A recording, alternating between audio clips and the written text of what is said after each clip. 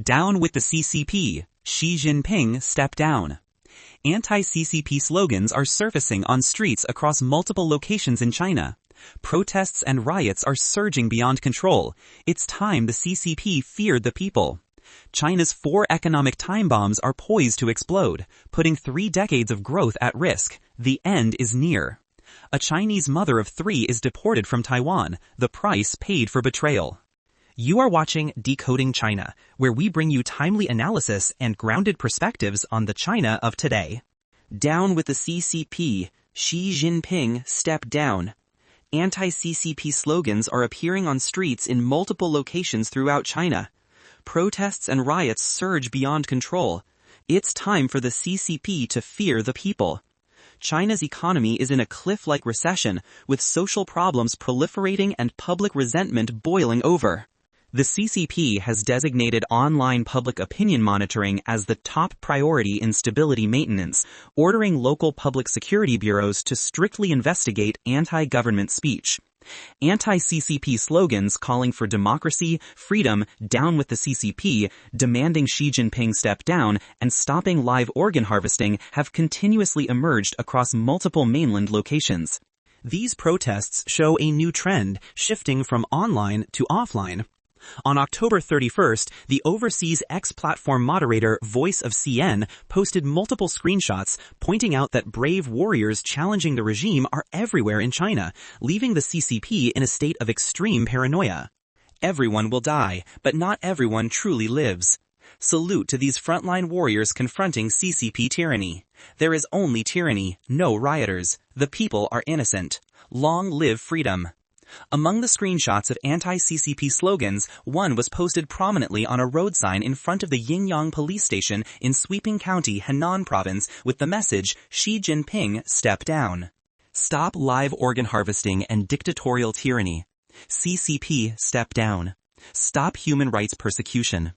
Another screenshot shows a big character poster titled Awakening Truth Book stating, Democracy and freedom belong to the people. CCP Step Down. Eliminate the CCP. Communist Party get out of China. Down with the Communist Party. The CCP is still live harvesting organs from teenagers and Falun Gong practitioners. Seek justice for Hua Xinyu. Speak out for the chained woman. It also notes that on June 4, 1989, the CCP massacred unarmed protesting students. At the CCP's 93 parade, the organ transplant topic discussed by Xi Jinping and Putin shocked the world, fueling the rapid spread of China's toilet revolution with slogans appearing in public restrooms everywhere. An ex-blogger directly exclaimed, China's toilet revolution has reached its climax.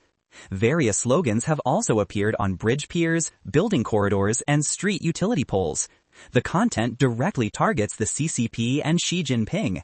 Some read, Down with the Chinese Communist Party. Xi Jinping, get out of China. On September 10th, on a bridge pier in Beijing, someone wrote, Syria, Bangladesh, Nepal, the people have successfully fought for power while we remain silent. Let them know the ultimate meaning of born equal and prove to the world that those who torment, exploit, enslave, and harvest my organs will fear too. They are not immortal. They have families, children, and grandchildren. On the evening of August 29th this year, at 10 p.m., Warrior Qi Hong projected massive anti-CCP slogans on a high-rise building in Chongqing University Town's CJ Street, lasting over 50 minutes. Slogans included, No Communist Party, then a new China. Freedom is not a gift, seize it back. Rise up, those unwilling to be slaves. Rise and fight to reclaim your rights. Down with red fascism. Overthrow CCP tyranny. Statistics from the China Dissent Monitor, under the overseas organization Freedom House, show that in the third quarter, China recorded 1,392 protest incidents, a 45% increase from the same period last year, marking the 6th consecutive quarterly rise. A significant portion involves individualized political expression, such as posting slogans, hanging banners, and spray painting text. Reporters interviewed multiple sources in Beijing who revealed that those posting slogans are mostly unemployed workers, mortgage defaulters, and veterans. Due to economic hardships, local wage arrears, and the real estate slump, many have become emotionally extreme. Network censorship deprives ordinary people of expression channels. Posting slogans evades review and delivers a more direct impact. Why is this phenomenon appearing more frequently? Addressing this trend, Beijing scholar Mr. Lu analyzed for the Epoch Times Chinese edition that strengthened public opinion monitoring and folk slogan posting are mirror images. He noted that economic pressure, mortgage issues, and the unemployment wave make people reject official propaganda. The stricter the monitoring, the greater the resistance. Mr. Song Lu believes the CCP's current stability maintenance model relies mainly on technical surveillance and administrative pressure, ignoring the root causes of economic and social contradictions. Another interviewed university teacher, Zhang Chong, pointed out that visible resistance slogans in reality are just the tip of the iceberg. Many grassroots people silenced online can only use the simplest ways to express dissatisfaction. He believes this behavior reflects the collapse of political language.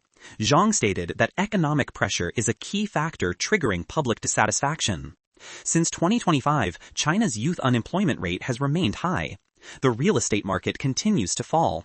Mortgage defaults are increasing. Declining property values and falling incomes cause family financial crises, eroding trust in the future. Some channel this imbalance into symbolic actions, using slogans to challenge symbols of power. Currently, the CCP maintains an official narrative of overall social stability externally. Yet, at the local level, public opinion pressure and livelihood difficulties are rising simultaneously. Unemployment, defaults, and spreading poverty are extending anti-government speech from online platforms to real-world scenes. This shift from virtual to physical is becoming a new indicator for observing social tensions in China. China's 4 economic time bombs are poised to explode. 3 decades of growth are at risk. The end is near. After a 10-year hiatus, China's A-shares index briefly touched the 4,000-point mark, but only for a few seconds before plunging again.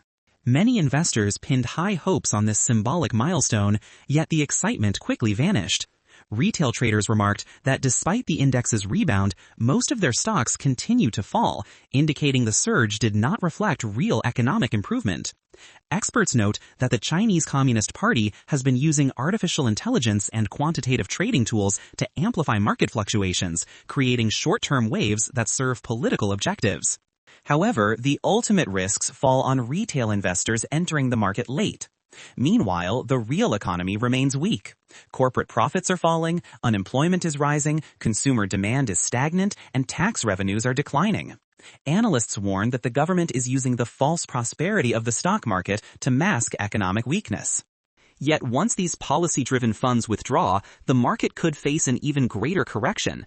At the same time, China is witnessing an alarming surge in online debt. Nearly 25 million citizens now rely on internet loans for daily expenses. One blogger shared that her initial loan of 100,000 yuan in 2018 ballooned to 360,000 yuan, about 50,000 USD, within just a few years. Online lending platforms are like financial narcotics, she said. They offer an illusion of wealth while draining your future. Scholars describe this as a debt-based economy, where consumption and growth are sustained by borrowing rather than real income. On the global front, China now faces a historic wave of foreign capital withdrawal. According to the State Administration of Foreign Exchange, foreign direct investment plummeted in the second quarter to just 8.7 billion USD, only 8% of its 2022 peak. For over 3 decades, China's economic miracle relied on 4 pillars: foreign investment, infrastructure development, state-owned enterprises, and real estate. Today, all 4 are collapsing simultaneously. Following the US-China trade war, major international corporations began pulling out. Asus moved 90% of its production lines to Thailand, Vietnam, and Indonesia. Foxconn relocated to Mexico, while TSMC and Acer expanded US operations. With US tariffs on Chinese goods ranging from 30% to 55% compared to just 20% for Southeast Asia, China's manufacturing advantage has evaporated. The result is factory closures, mass unemployment, and soaring living costs. Domestically, thousands of infrastructure projects, high-speed rails, bridges, and subways are running at a loss yet continue to consume enormous maintenance budgets. These projects create an illusion of growth in GDP statistics while actually draining resources and piling up debt. Heavy industries and state-owned enterprises survive largely on fiscal subsidies. China has been dumping steel and chemicals at low prices and importing cheap Russian oil to stay competitive, a practice that has eroded profits and weakened the nation's industrial base. Meanwhile, the property bubble, the economy's last major pillar, has finally burst. Real estate giants are drowning in hundreds of billions of yuan in debt, and the once booming housing market has turned into a massive debt trap. Analysts argue the root of China's economic crisis lies in its bureaucratic, centralized political system. Officials prioritize political performance over economic efficiency, using large infrastructure projects as stepping stones for promotion, regardless of actual demand. The bureaucracy answers upward to superiors, not downward to the people. Although China records a large trade surplus annually, its foreign exchange reserves have hovered around 3.2 trillion USD for years. This suggests that much of the earned foreign currency never entered the national financial system, but was siphoned abroad by the political elite. In short, China's trade surplus has not translated into national wealth. It has enriched only those in power. Observers warn that China's real problem isn't merely economic, it is political.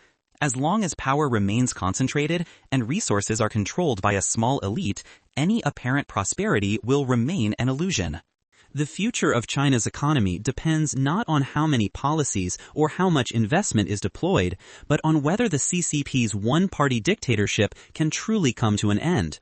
Only then, with openness and the rule of law, can China's people and innovative spirit be genuinely unleashed. A Chinese mother of 3 is deported from Taiwan, the price paid for betrayal. Online opinion in China quickly split into 2 camps. Some expressed sympathy, seeing her as a victim of cross-strait politics, but most mocked her, saying she was eating from Taiwan's bowl while smashing its pot. The phrase, "mainland brides deserve deportation," trended rapidly. Many netizens sneered that women like Aya, real name Liu Zhenya from Hunan, were performing patriotism for clicks, using Taiwanese social media to gain attention and then begging for pity once deported. According to Taiwanese media, Aya and 2 other women, Xiao Wei and Annie, were summoned by Taiwan's National Immigration Agency and ordered to leave the island within 10 days. Authorities cited their online posts as political propaganda violating public security laws. Upon hearing the order, Aya said she didn't want to return to the mainland because she couldn't leave her 3 children behind. 内境网友是亏损的，你少得到国家爱国长谈。Now that you're deported, why not come back? Wouldn't returning home be better? Your kids can go to school and you can find a job. Why insist on staying there? Commenters argued that many mainland brides marrying in Taiwan do so primarily to gain local residency. If you live somewhere, you must respect its customs. If you can't stand it, go back to the mainland, one wrote. After deportation, several of them quietly deleted all their videos, prompting widespread mockery. So that's your brand of cheap patriotism. The moment your personal interests are touched, you wipe everything clean. While social media debates about patriotism raged, videos emerging from inside China painted a starkly different picture. Footage showed factory workers in smaller cities toiling 15 hours a day without rest days or insurance for just 5 to 9 yuan an hour, barely over 1 USD. If I don't do it, someone else will, one worker stated flatly. In Taiwan, the average worker's salary ranges from 10,000 to 20,000 yuan. However, across countless factories in China, monthly wages barely reach 1,500 yuan, approximately 210 USD, even with relentless overtime. In Henan province alone, over 16 million people have left home to find work elsewhere. One online comment summed it up bitterly. People from Henan are born with 2 destinies, to farm the land or to leave it. Even in China's richest cities, Shanghai, Shenzhen, and Guangzhou, minimum wages hover between 2,500 and 2,700 yuan per month. Without overtime, earning over 3,000 yuan is nearly impossible. Social media is flooded with videos of overcrowded job fairs where dozens compete for a single position. Not finding a job isn't your fault, one worker said. It's because society doesn't have enough jobs for everyone. At the 2025 National Sugar and Liquor Expo, reporters noted a telling scene. The once crowded trade fair was half empty. In past years, the second day of the expo would be packed, said one journalist, but now it's quiet. Just by looking at this fair, you can sense the state of the economy. From the story of a woman deported from Taiwan for shouting patriotism to scenes of factory workers struggling to survive on 9 yuan an hour, social media is exposing China's harsh economic reality, even as official slogans about revival and miracles continue to echo. Millions of ordinary laborers across industrial cities and rural provinces are simply trying to endure in silence.